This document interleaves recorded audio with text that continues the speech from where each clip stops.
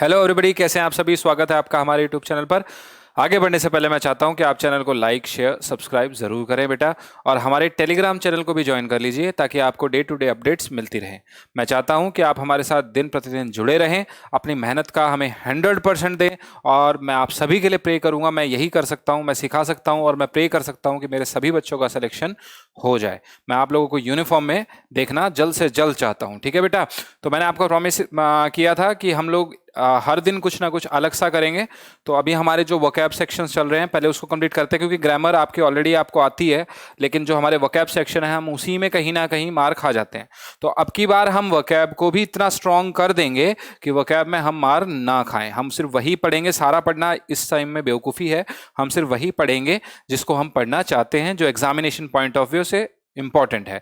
और दूसरी बात, ये सिर्फ एफकैट के लिए नहीं है। अगर मैंने यहां लिख दिया है कि टारगेट एफकैट, तो बेटा नियर बाय एग्जाम एफकैट है आपका, नियर बाय एग्जाम एफकैट है आपका, इसलिए मैंने एफकैट लिखा है। बाकी अगर आप देखना चाहते हो तो ये जो चीज है आपकी, ये सीडीएस के लिए, आपकी ये नेवी एग्जाम्स के लिए, आपकी ये एनडीए एग्जाम्स के लिए, आपके air force X and Y group exam, सभी के लिए इंपॉर्टेंट है बेटा।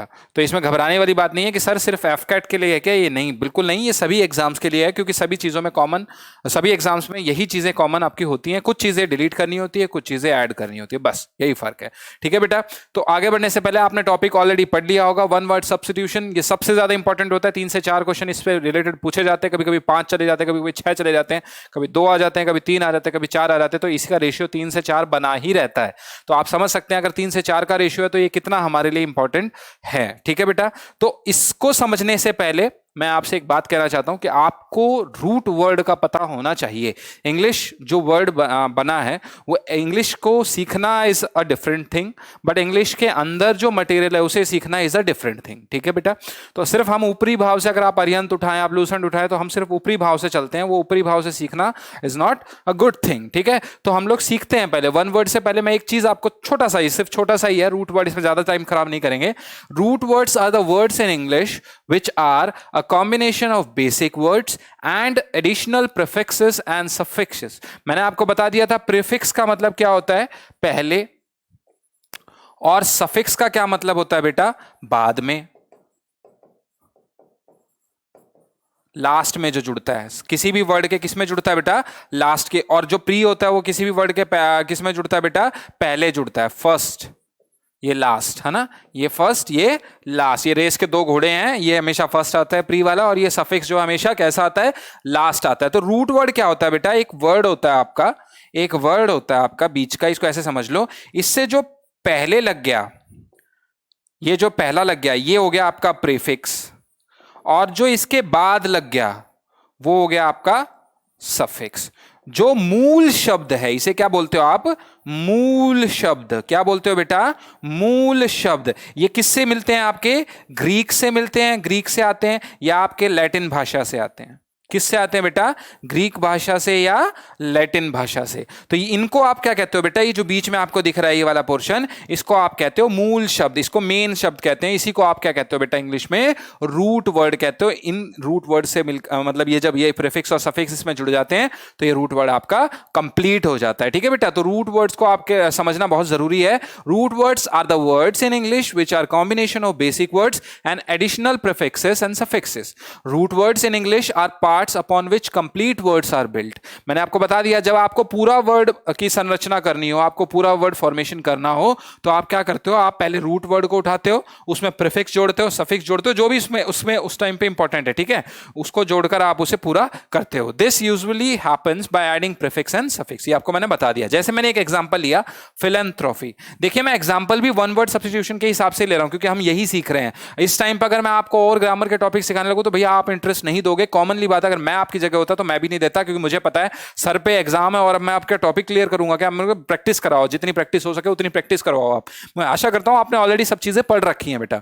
Example philanthropy. फिलैंथ्रोपी में ध्यान से देखिएगा आप, ये 2 वर्ड से मिलकर बना हुआ है, फिल से, फिल से, किससे बेटा, फिल से, किससे मिलकर बना हुआ है ये, फिल से बना हुआ है। और यहां पर दूसरा शब्द आता है बेटा एंथ्रोफी। कौन सा शब्द आता है बेटा, एंथ्रोफी। देखिए मैं आपको फिर से समझाता हूं इस शब्द को, इसको समझना हमारे लिए बहुत जरूरी है। थोड़ा सा अगर हम ध्यान देंगे तो हमें वन वर्ड सब्स्टिट्यूशन, मैं ट्रिक के साथ समझाऊंगा इसे। Phil sorry, phil plus anthropy. क्या है बेटा ये? Phil plus anthropy. आया ना समझ में आपको? तो ये इन दो वर्डों से मिलकर बना है, ये इन दो वर्डों से मिलकर बना है। अगर आप इसमें एक वर्ड को गायब करना चाहे तो आप एच को कर सकते हैं, ठीक है, आप इसमें एच को कर सकते हैं और फिर आप ये एंथ्रोफी लिख सकते हैं, कंप्लीट हो जाएगा। तो इसमें फिल का क्या मतलब होता है? फिल का क्या मतलब होता है बेटा? फिल का मतलब होता है लव। कैसा? लव। क्या होता है फिल? लव। एंथ्रोफी का क्या मतलब होता है? Human, human being, human being. क्या मतलब होता है बेटा? Human being. आया समझ में आपको? फिल, फिलैंथ्रोप। अब ये क्या बन गया? फिलैंथ्रोफी। फिलैंथ्रोफी यानी ये क्या बनता है? देखिए, phil means love and anthropy means mankind और ह्यूमंस। तो ये क्या टोटल मिलकर क्या बन गया? ये पूरा एक वर्ड बन गया। क्या बन गया? फिलैंथ्रोफी एक वर्ड बन गया, ठीक है। जैसे एमबी, एमबी से आप क्या बना सकते हो? एमबी से सोचो थोड़ा सा, मैं भी सोचता हूं, आपके साथ साथ ही सोचता हूं। एमबी डेक्स्ट्रस आप बना सकते हो ना? एम्बी डेक्स्ट्रस आप बना सकते हो क्या? नहीं बना सकते हो भाई? बना सकते हो। क्यों बना सकते हो? ध्यान से देखो, एम्बी का क्या मतलब होता है? बोथ। एम्बी का क्या मतलब होता है? बोथ, है ना। और डेक्स्ट्रस का क्या मतलब होता है? हैंड्स। तो विद बोथ हैंड्स, है ना, विद बोथ हैंड्स। तो ऐसे एक आपके एफकैट में बकायदा ये 100% आता है, ये 100% आता है। One who can write with both hands is ambidextrous. जो दोनों हाथों से लिख सकता है वो कौन होता है? एम्बीडेक्स्ट्रस हो सकता है। अगला बढ़ाता है कॉर्प। कॉर्प से आप कॉर्पोरल बना सकते हो, कॉर्पोरल बना सकते हो आप, है ना, कॉर्पोरल बना सकते हो आप। अब आप बना सकते हो कॉर्पस, कॉप्स बना सकते हो आप, कॉप्स बना सकते हो आप। बना सकते हो कि नहीं बना सकते हो बेटा? काफी सारे वर्ड्स हमारे बन सकते हैं। तो आपने गौर किया होगा रूट वर्ड्स कौन से होते हैं बेटा? जिसमें आपका प्रीफिक्स या क्या जुड़ता है भैया? आपका क्या जुड़ता है? सफिक्स जुड़ता है। क्या जुड़ता है? प्रीफिक्स या सफिक्स जुड़ता है। इन दोनों के बीच का जो वर्ड होता है that is root word, that is root word. इसी को हिंदी में हम क्या कह देते हैं? मूल शब्द। क्या कह देते हैं बेटा? मूल शब्द। I hope you are understanding my language and मैं आशा करता हूं, I hope that you will also like my video. ठीक है बेटा, चलिए नेक्स्ट पे बढ़ते हैं। वन वर्ड सब्स्टिट्यूशन, हम ट्रिक के साथ चलेंगे। कुछ ही ट्रिक्स होती है, अगर आप नेट पे सर्च करेंगे, अगर आप किसी बुक में सर्च करेंगे, you will get thousands of lakhs of that one word substitution. But इस टाइम पे वन वर्ड सब्स्टिट्यूशन 1000 याद करने का कोई फायदा नहीं है। हम वही याद करेंगे जो काफी एग्जामों में रिपीटेड आते जा रहे हैं और उनके आने के चांसेस 100% है। ठीक है बेटा, तो अब देखिए वन वर्ड सब्स्टिट्यूशन में अभी मैंने सिर्फ 5 टॉपिक लिए हैं, उसमें से हम 1 या 2 टॉपिक आज करेंगे, फिर उसके बाद नेक्स्ट वीडियो में हम लोग और आगे आगे बढ़ेंगे। ठीक है बेटा, one word substitution, one word substitution, इसे आप क्या कहते हो? एक आर्थी शब्द। क्या कहते हो बेटा? एक आर्थी शब्द। कैसा शब्द? एक आर्थी शब्द। आया ना समझ में आपको? एक आर्थी शब्द। अब ये एक आर्थी शब्द तो ये हिंदी में है, ठीक है। कैटेगरी वाइज डिस्ट्रीब्यूशन मैंने इसकी कर दी है, कैटेगरीज मैंने इसमें बांट दी है, इसको मैंने डिवाइड कर दिया ताकि आपको अच्छे से याद हो। कुछ वर्ड्स होते हैं जो किसको दर्शाते हैं? किलिंग को दर्शाते हैं।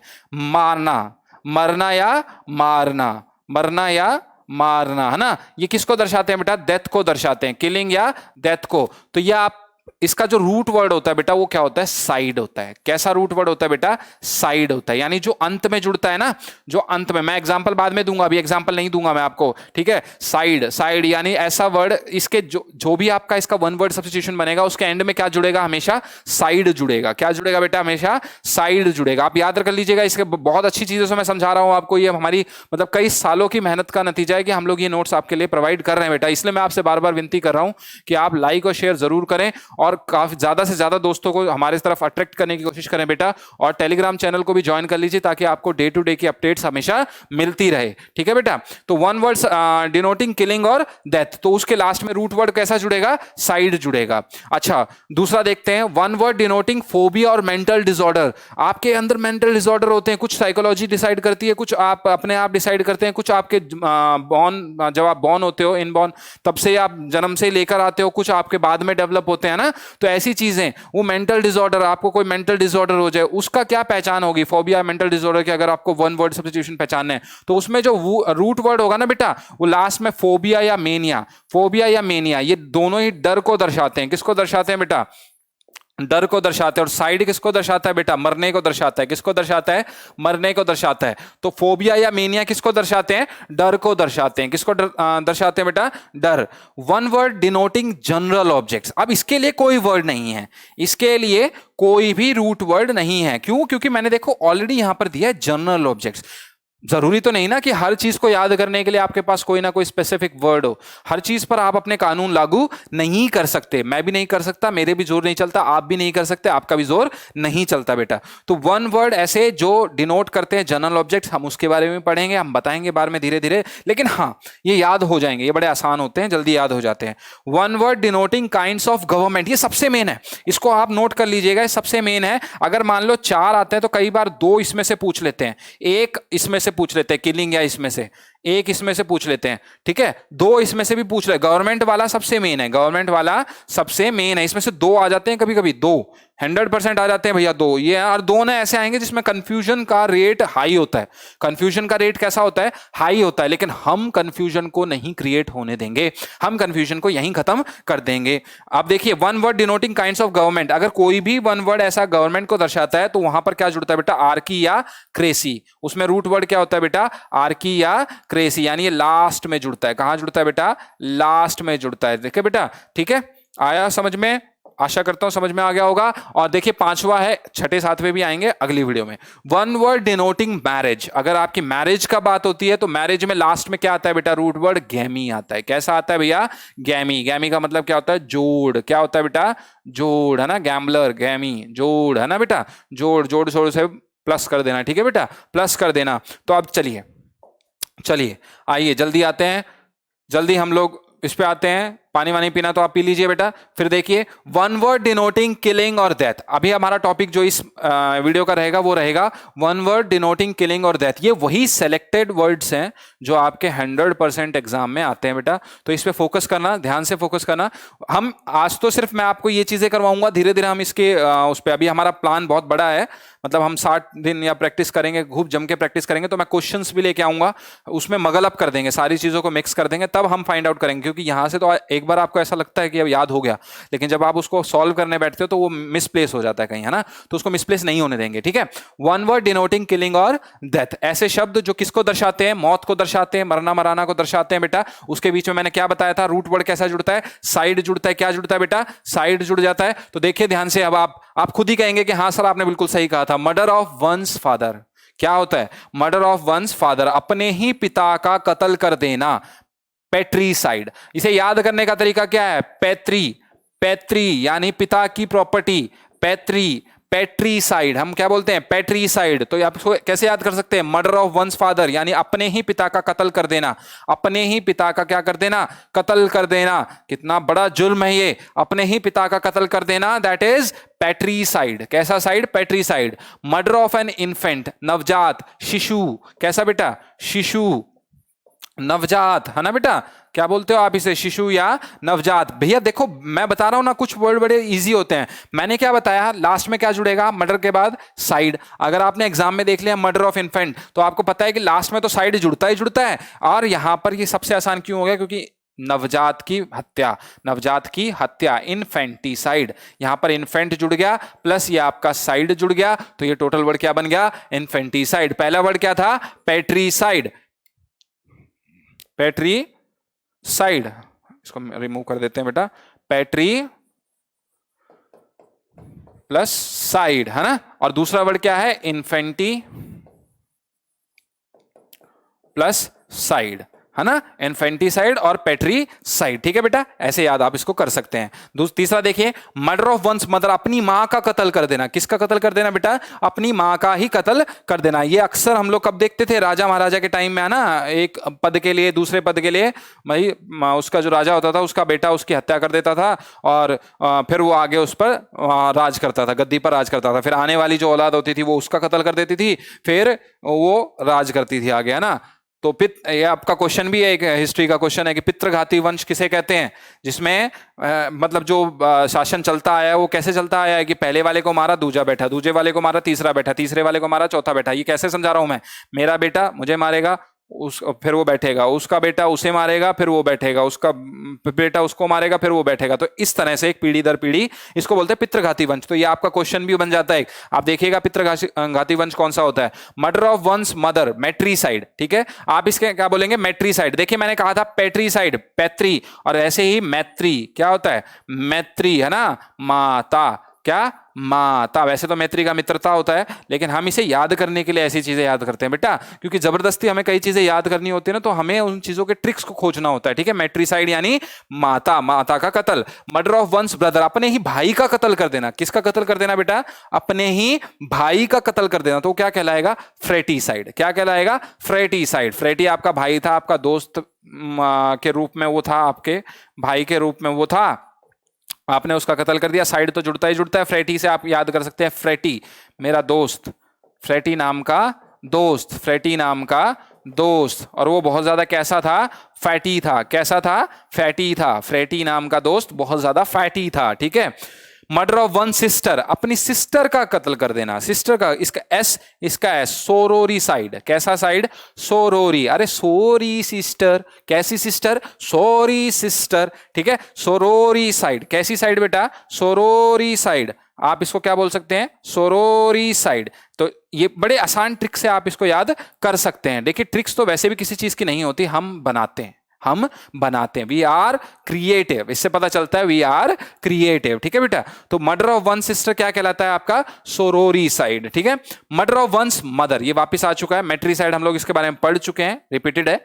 मर्डर ऑफ वंस पेरेंट, अपने ही पेरेंट का कत्ल कर देना। आप पेरेंट देखिए, आप वहां पर सिंगुलर पढ़ रहे थे, पहले फादर का पढ़ रहे थे, फिर मदर का पढ़ा, अब अपने दोनों पेरेंट्स को मार देना। मतलब अपने पेरेंट्स को मार देना, अपने मदर और फादर। पेरेंट्स क्या है, मदर और प्लस फादर, मदर और फादर दोनों को मार देना। क्या कहलाएगा बेटा, पेरीसाइड। कैसा साइड, पेरीसाइड। कैसा साइड, पेरीसाइड। पेरेंट्स का, इसका पेरेंट्स का PAR और इसका PAR। ठीक है बेटा, तो दोनों आपका क्या बनता है, पेरीसाइड। पेरीसाइड का क्या बन जाएगा बेटा, यानी पेरेंट्स का कत्ल। किसका कत्ल बेटा, पेरेंट्स का कत्ल।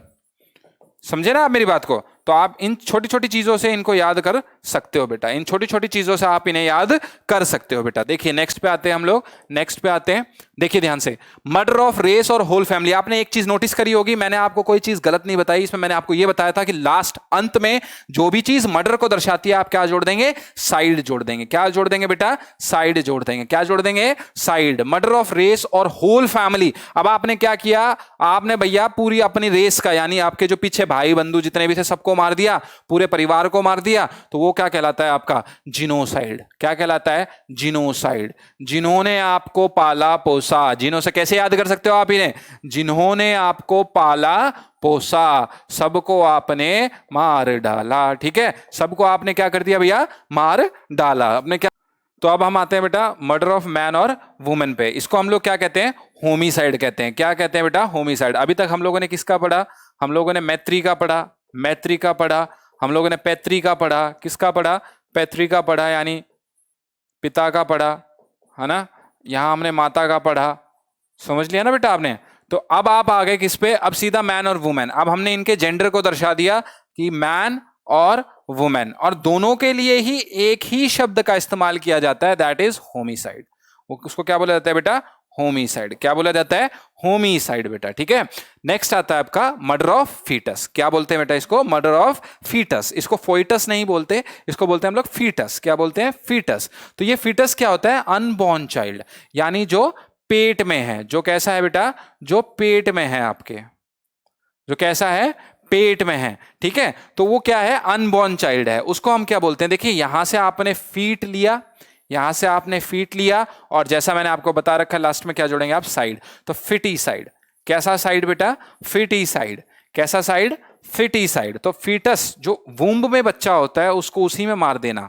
ठीक है, जो लोग जैसे आप लोगों ने देखा होगा ना, तो चलो सरकार सख्त हो गई, अब तो काफी स्टेट सुधर गए हैं, हरियाणा का भी थोड़ा बहुत इंप्रूवमेंट होने लग गया है इस चीज में, कि क्या, कि अनबॉर्न चाइल्ड में जब आपको ये पहले से ही पता चल जाता था पेरेंट्सों को कि भाई लड़की है गर्भ में, तो उसे वो वहीं मार देते थे। That is foeticide, that is foeticide. लेकिन अब इसमें इंप्रूवमेंट आने लगी है, ये भी आपका एक जनरल पार्ट है, ये भी आपका करंट अफेयर है कि अब हरियाणा ने भी अपने आप को इंप्रूव करना शुरू कर दिया है बेटा, ठीक है। तो murder of foetus unborn child that is foeticide, ठीक है।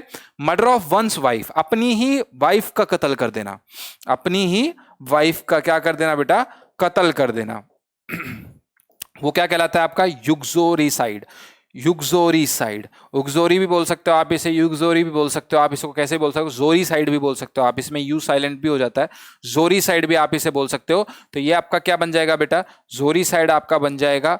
और ये क्या, इसको थोड़ा सा याद करना जरूरी है, इसको थोड़ा सा याद करना जरूरी है। तो आप यहां पर क्या सीखते हैं, मर्डर ऑफ वंस वाइफ क्या कहलाएगा बेटा, जोरीसाइड। और occurring after death, occurring after death, ऐसी चीज जो आपके मरने के बाद हैपन हो। हमने कई बार देखा होगा कि अटल बिहारी के मरने के बाद, अटल बिहारी वाजपेयी जी के मरने के बाद उनको सम्मान दिया गया, या किसी जो मान लो कोई साइंटिस्ट था उसके मरने के बाद उसको नोबेल प्राइज से नवाजा गया। तो वो मरने के बाद वाला जो सिस्टम होता है उसके लिए भी कोई स्पेसिफिक वर्ड होता है क्या, बिल्कुल होता है, दैट इज पोस्टुमस, दैट इज पोस्टुमस। कैसा वर्ड, पोस्टुमस, यानी मरने के बाद की अवस्था। कैसी, मरने के बाद की अवस्था। आए ना समझ में बेटा, मैं आशा करता हूं आपको सभी को समझ में आ रहा है, ठीक है। मरने के बाद की अवस्था को क्या कहते हैं आप, पोस्टुमस कहते हैं, ठीक है। मर्डर ऑफ किंग और क्वीन, किसी राजा का मर जाना, किसी राजा को मारना या किसी क्वीन को मारना, क्या कहलाता है बेटा, रेजीसाइड। देखिए रेजीसाइड में अगर आप ना, इसमें ट्रिक की आवश्यकता ही नहीं है, अगर आप थोड़ा सा भी इस वर्ड पे फोकस करेंगे ना, रेजी, रजवाड़ा, कैसा, रजवाड़ा, कैसा, रजवाड़ा। रजवाड़ा कैसा होता है बेटा, राजा का, राजा का, कैसा, राजा का। तो रेजीसाइड, रेजीसाइड, यहां से रेजी, जी पे जोर करिए, रे पे जोर करिए तो आपको अपने आप वर्ड मिल जाएगा। किंग और क्वीन का मरना क्या कहलाता है बेटा, रेजीसाइड, आत्महत्या या मरना इनका, ठीक है। The property left to someone by will, जब आप अपनी इच्छा से, अपनी इच्छा अनुसार आप किसी के लिए प्रॉपर्टी छोड़ देते हैं, अपने बच्चे के लिए, अपने बड़े बुजुर्गों के लिए, या किसी के लिए भी, अपने मेंबर्स के लिए, अपने नेबर्स के लिए, तो वो क्या कहलाती है, लेगेसी। क्या कहलाती है आपकी, लेगेसी, यानी आपकी संपत्ति, आपकी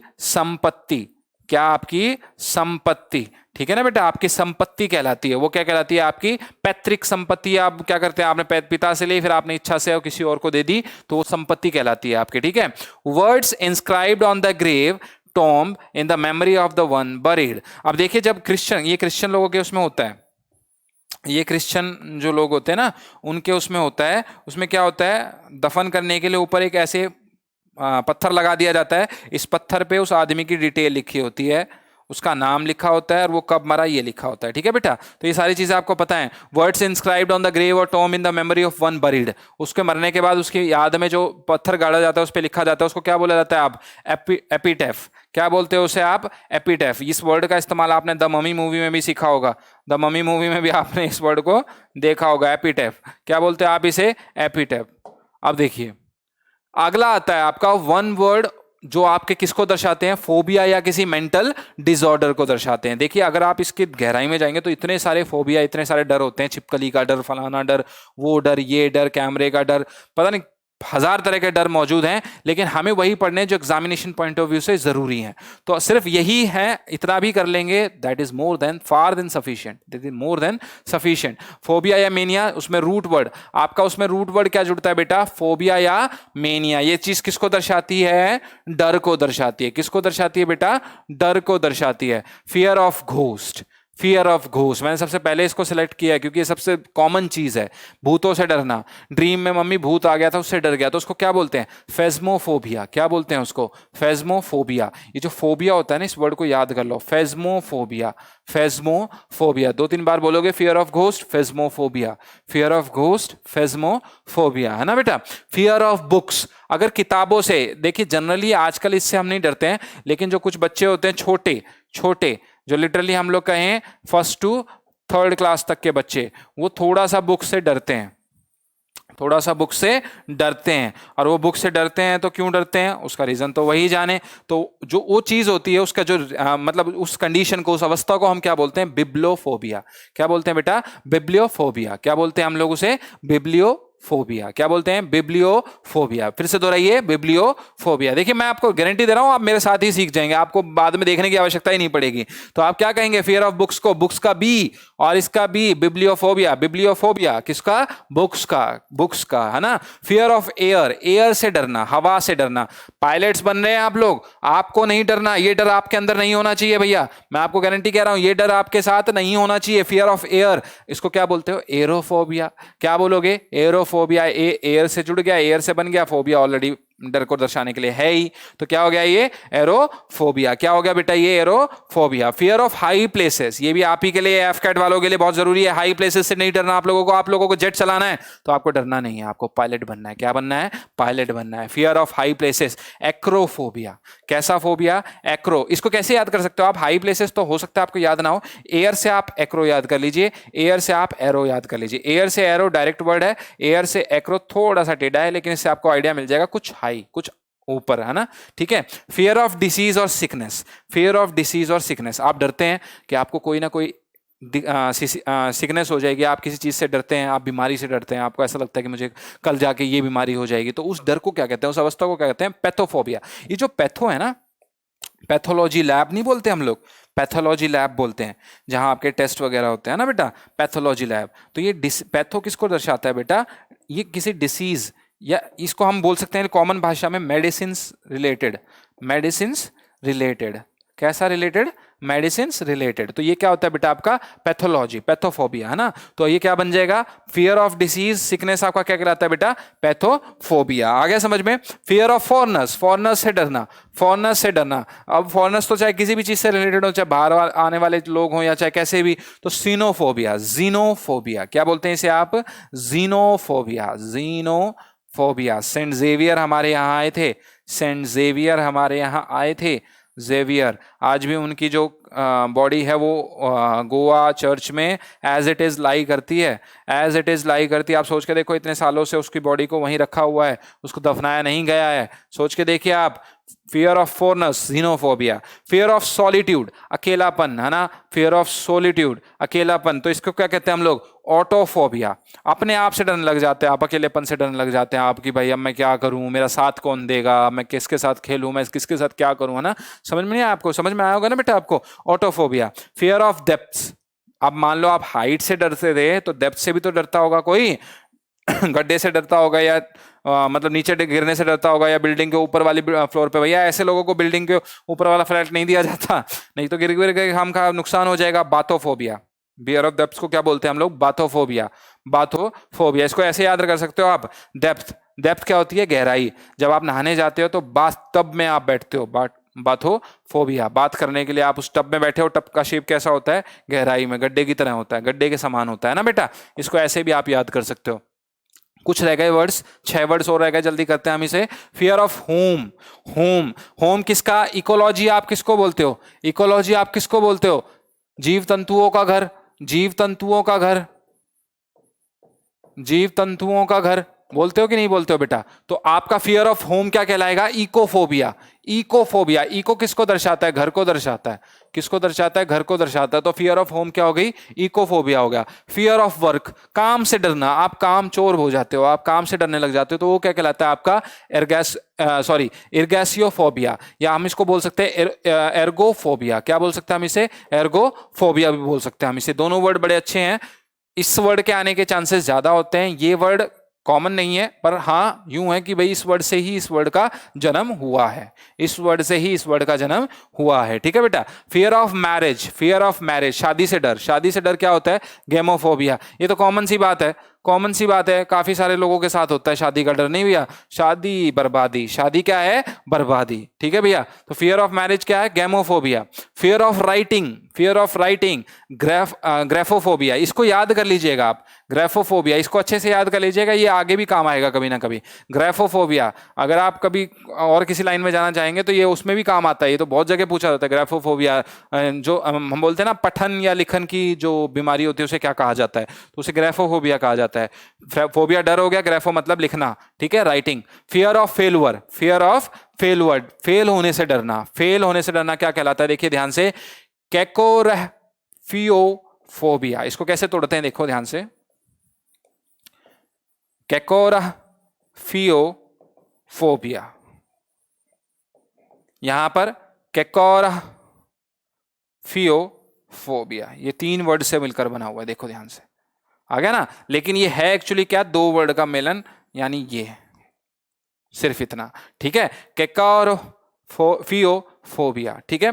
fear of animals, fear of animals क्या कहलाता है, जूफोबिया। क्या कहलाता है बेटा, फियर ऑफ एनिमल्स, जूफोबिया। क्या कहलाएगा, जूफोबिया, चिड़ियाघर, जू चिड़ियाघर है ना, जू क्या है, चिड़ियाघर है ना बेटा। तो यही आज के आपके 1 वर्ड सब्स्टिट्यूशन थे।